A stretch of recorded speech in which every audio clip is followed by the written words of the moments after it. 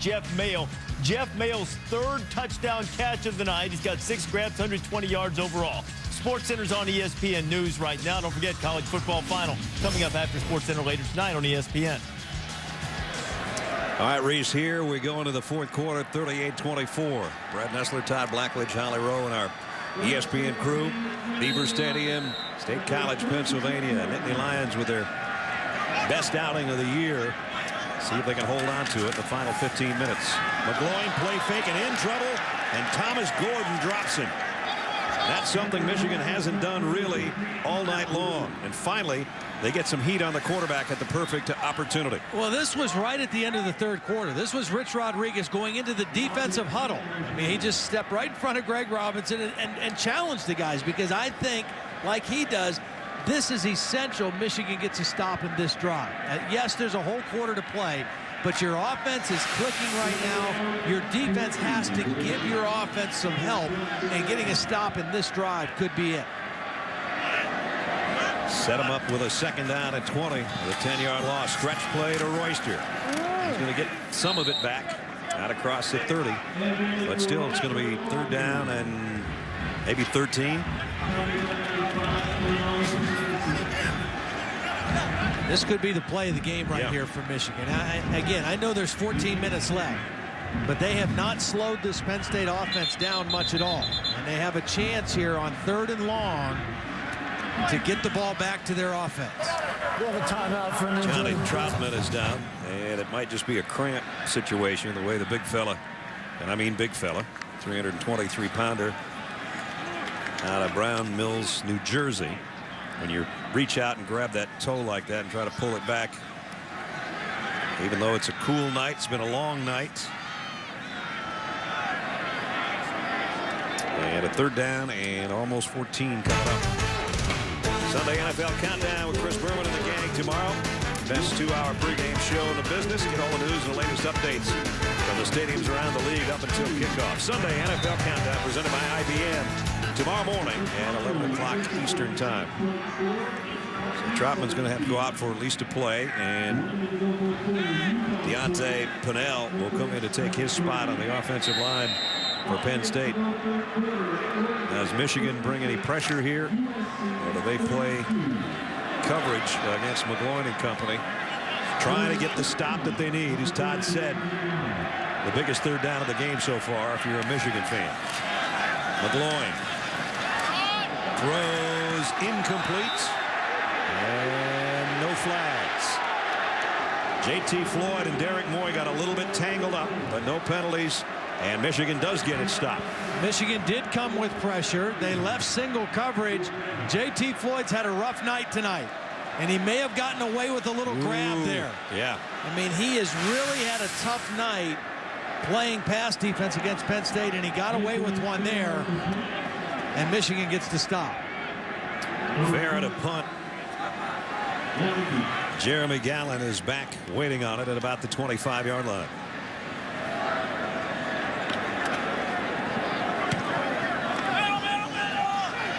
Gallen at the 19 on the run. Gallen out for about a 10-yard return. And so they got the stop they needed, and now can they do anything with it offensively with 13:21 to go? This is the 38-24. Avatar and Storm from the X-Men. Everybody's dressed up tonight. Todd and I forgot our outfits. The Wolverines still have the wing helmets, and they still have plenty of time.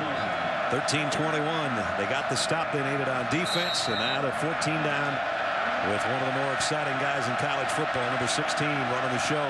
But does he have enough time? And can they do it quickly enough? Robinson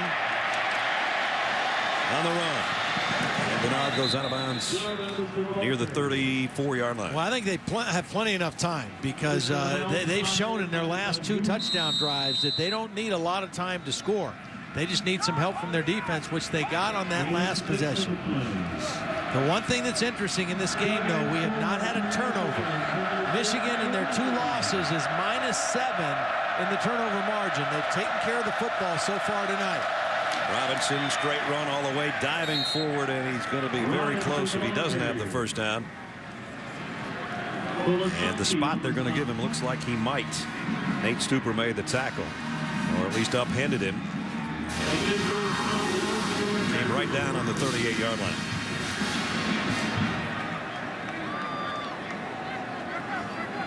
And they're going to bring the chains out to have a look. Right there as he's falling forward. The ball was tucked high and tight. I don't know if it was high and tight as his helmet, which is what landed right on the yellow line, but we'll know in a second. Boy, they've had a couple of these tonight. Third down and about 6 chain links.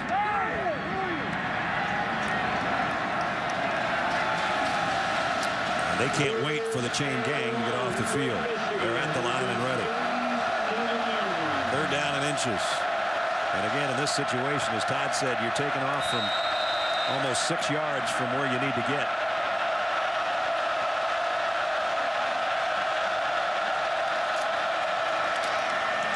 He has plenty of room to see where he wants to go, and he's all the way out to the 47-yard line.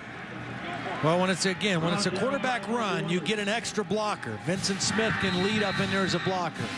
They pulled the guard, Patrick Omalme, around to lead in that play. That's their base play. I mean, the base plays in this offense is the quarterback zone run and the quarterback ISO.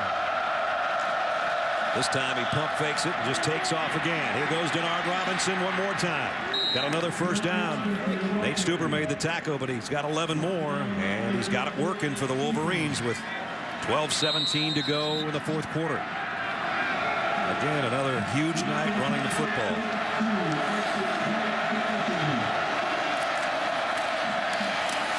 This time he hands it off. Inside the 40 goes Vincent Smith.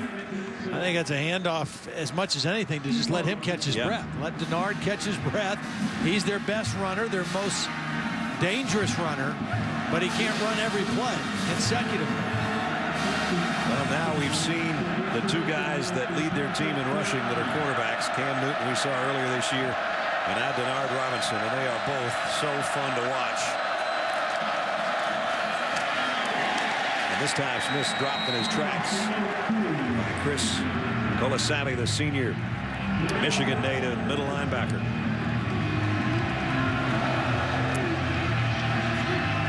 Michigan, I got to think, in two down territory right here, no matter what happens. 3rd and 7 coming up.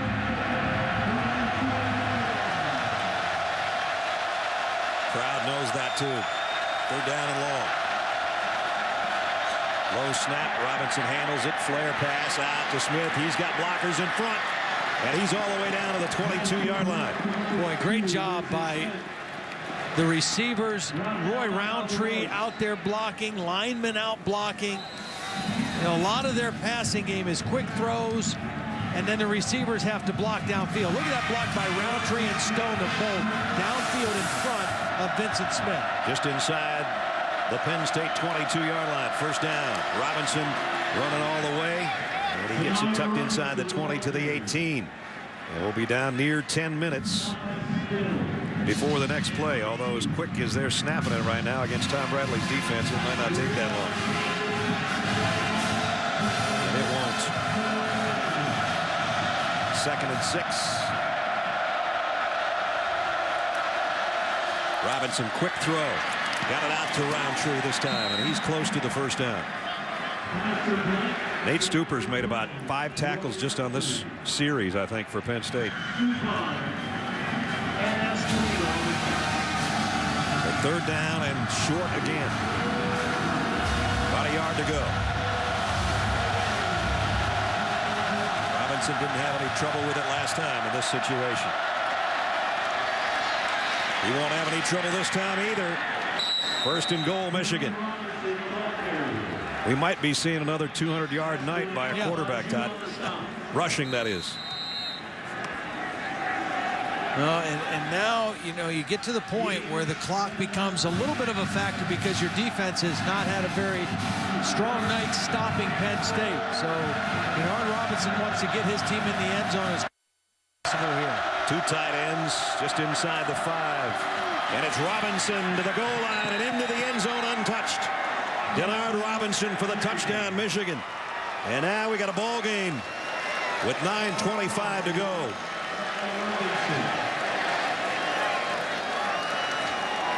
Well, you talk about a zone read that you're supposed to read what the defensive end does. Watch what number 90 does. Chases him all the way in, spins around, and realizes, uh-oh, the quarterback kept the football. Extra point is good. A 72-yard drive in 11 plays, just under 4 minutes. And number 16, he's still playing. Game, Penn State trying to hold on, but they are in Michigan territory. 2nd down and 8. Here's Royster on the counter. Brought down by Demmons as he got inside the 45 to the 44. Big night for Evan Royster. If you weren't with us earlier, he had a 19-yard run that made him Penn State's career rushing leader. He's well over 100. He's got 2 touchdowns. He's got 145 on 24 carries. And there's his ongoing school record, 35-13, including 2 touchdowns to bring him to 27 on the ground in his career. 3rd down and 5. As Todd said, if you're Michigan, you get a stop here. The only problem is they could punch you down to the 5-yard line. But you'd rather have that than giving up a first down to the Nittany Lions. And they do give up a first down to the Lions. Justin Brown on a nice throw by McGloin, and Penn State keeps the football. All night, they've thrown to the slot receiver running the out. That would be Zuck. This time, they throw to the curl route behind it and get the first down. That's a nice choice by Matt McGloin. You got the curl and the flat. They've hit the flat all night. This time, Michigan leaves the curl open, and McGloin gets it. They've rotated wide receivers in there as Justin Brown, with that catch, comes out. Mosby Felder and Christian Kuntz come into the lineup on a first down inside the 30. Right back to the ground game they go with Royster. And he wisely doesn't head too far to that sideline. He only got about a yard. But he got down, and now we're going to be under 7 minutes. And we got a player down as well. Might have been J.T. Lloyd. As Todd said, he's had a rough night in coverage, and now he's had a rougher night over there in front of the Penn State bench. Sophomore out of Greenville, South Carolina. You know, this all started with a kick return and the late hit over on the Penn State sideline, which I didn't even see it, to be honest with you. Powell lost the ball, and the hit happens, but it was still in the field of play when the initial contact. Now, the play ended up going out of bounds to the sideline. I don't know. That's a close call. Now, Rich Rodriguez was on the other side. He couldn't see it either. Well, you know, I don't even know if J.B. Fitzgerald, who was called for the penalty, even knew that the ball had come out. From his angle, yeah, I'm with you. He hit Chaz Powell when Powell's feet were still in bounds, and they both ended up into the Penn State bench. You know, it was a 30-yard return, and then you tack on the 15, right. And that's why Penn State had such great field position. He started the drive at the 49. That's worked its way to the 30 now, and just under 7 minutes to go. But again, concern now with J.T. Floyd, a sophomore cornerback, and he pops up. Looks like he's okay.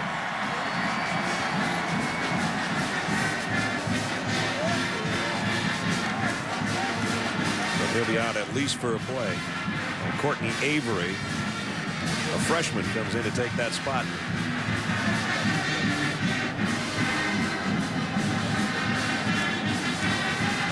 Well, Penn State would be happy to get about 3 yards on every play right here and chew up some clock and then get points out of it and see what Michigan has left to work with. Remember, each team has taken a timeout in this half. It has some similarities to the Iowa loss for Michigan. They got behind, they fought back, they gained over 500 yards of offense, but they couldn't get defensive stops at the end of the game when they needed them. Silas Redd in the backfield. But McGloin is going to throw, maybe. In trouble, weaving his way down to the 25-yard line. He did well to get what he got out of that deal. I've really liked his decision-making tonight. I mean, he has done a really nice job knowing what he wants to do and not hesitating. You know, not holding on to the ball too late. For a guy who hasn't played, doesn't have much game experience, had a pretty good clock in his head right there of knowing when to tuck the ball and run. And Run north and south, and then get down. He epitomizes his hometown. I said, will everybody in Scranton be watching? He said, you bet. Blue-collar city. He's, as you can see, a blue-collar kid. He's all dirty, but he is really playing well, especially on third down. Let's see if he does it again. 3rd and 6. This one's too high for Royster. And it stops the clock for Michigan. Right. So that's a good stop for them right there. Now what Penn State's got that Michigan doesn't have is a heck of a field goal kicker. Colin Wagner. He hit his 15th of the season earlier tonight from 31. This one's going to be a lot farther out, about 42. 15 of 18 on the year. Well within his range, though. Brett Brackett, the wide receiver to hold. Wagner, kick on the way. That's why he's a Groza semifinalist. With a little bit of pressure on, and the 4th quarter at hand, he drills the 42-yard field goal.